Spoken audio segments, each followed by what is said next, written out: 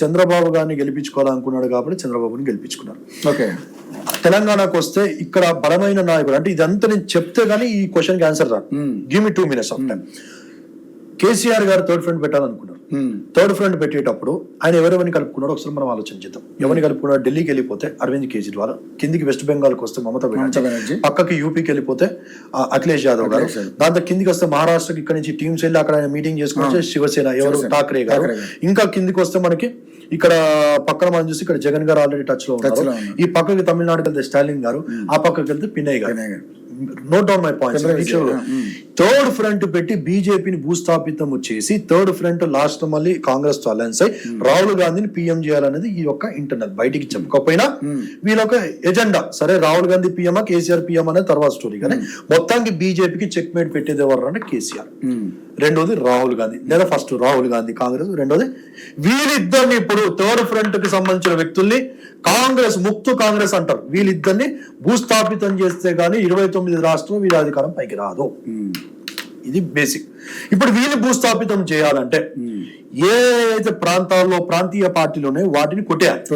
వాటిని కొట్టాలంటే ఫస్ట్ జగన్ ఆంధ్ర కోసం ఆడితే జగన్ తొక్కేయాలి. ఇక్కడ జగన్ ని కొట్టాలంటే జగన్ బీజేపీతో మంచి సఖ్యంగానే ఉన్నాడు కానీ ఇక్కడ కేసీఆర్ తో తోడుగా ఉన్నాడు కదా. రేపు అన్నాడు ఖచ్చితంగా కాంగ్రెస్ జంప్ అవుతాడు, ఖచ్చితంగా మోడీకి అగెనిస్ట్ గా పోతున్నాడు. మూడవది వచ్చి మైనస్ ఏంటంటే ఆయన క్రిస్టియన్. ఇప్పుడు ఈ ఈక్వేషన్స్ కూడా చూస్తారు కదా, అంటే క్యాలిక్యులేషన్స్ వాళ్ళ ఈక్వేషన్ చూస్తారు. ఎవడు మనోడు కాదు, ఎవడు మనకి సపోర్ట్ ఇస్తాడు, ఫ్యూచర్ లో ఎవడు మనకి సపోర్ట్ ఇయ్యాడు, ఫ్యూచర్ లో ఎవరు అడ్డం తిరుగుతాడు, ఎవడు మనకి తొక్కుతాడు, ఇవన్నీ క్యాలిక్యులేషన్స్ ఉంటాయి. వాళ్ళకి జగన్ పర్సనల్ తమ్ముడా జగన్ గెలిపించుకోవడానికి ఈక్వేషన్ చూసుకుంటారు.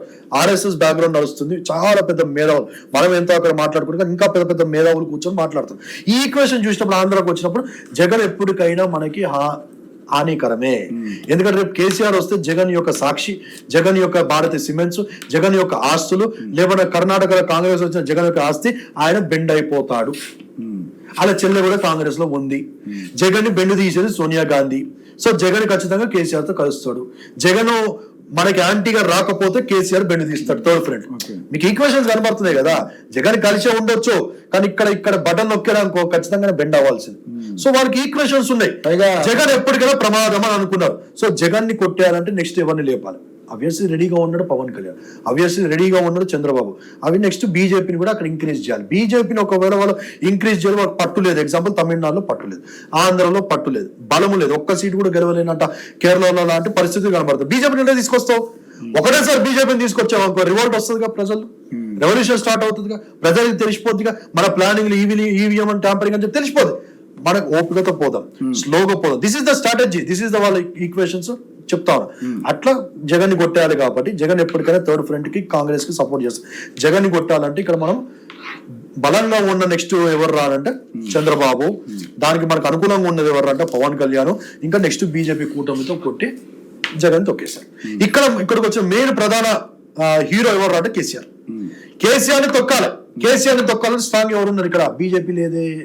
బండి సంజయ్ గారు ఒకరు ఉంటే బీజేపీ ఖచ్చితంగా ఇక్కడ ఫామ్ అయ్యేది. కానీ బండి సంజయ్ తీసేసరిగా ఆయన చేతులారా ఆయన కొన్ని పనులు ఇప్పుడు ఎట్లయితే చేతులారా కొడుకుతో ఆయన చేతులారా కొన్ని ఇంటర్నల్ గా ఉన్నాయి, బయటికి రాని చేతులారా చేసుకోవడం, అది పైకి ఢిల్లీ దాకా వెళ్ళడం, దాన్ని బట్టి ఆయన పక్కకి జరిపేయడం.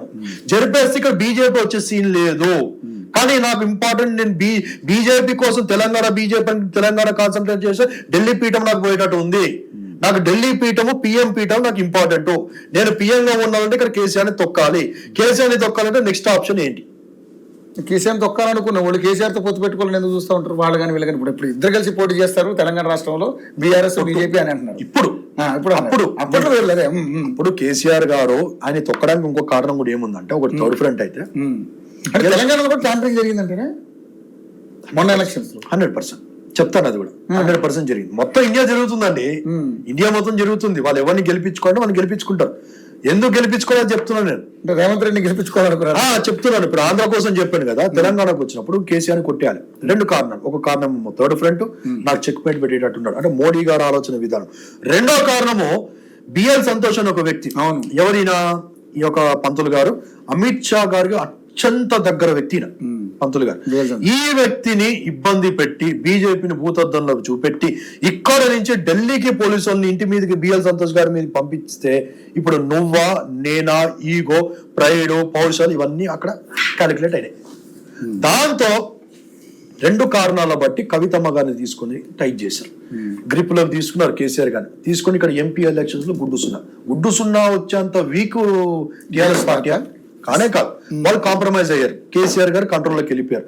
దాంతో ఇప్పుడు కేసీఆర్ గారిని తొక్కుతున్న ఎవరిని లేపాలంటే వయా చంద్రబాబు నాయుడు గారు, ఆయన మంచి బీజేపీ ఏజెంట్ ఏపీబీపీ ఆర్ఎస్ఎస్ వ్యక్తి అయిన రేవంత్ రెడ్డి గాని కాంగ్రెస్ లకి ఇన్ఫిల్ట్రేట్ చేసి రేవంత్ రెడ్డి గాని అక్కడ కాంగ్రెస్ అంటే ఓకే ప్రజలు నమ్ముతారని చెప్పి కాంగ్రెస్ ని రేజ్ చేశారు. కానీ వాళ్ళ టార్గెట్ ముక్తు కాంగ్రెస్.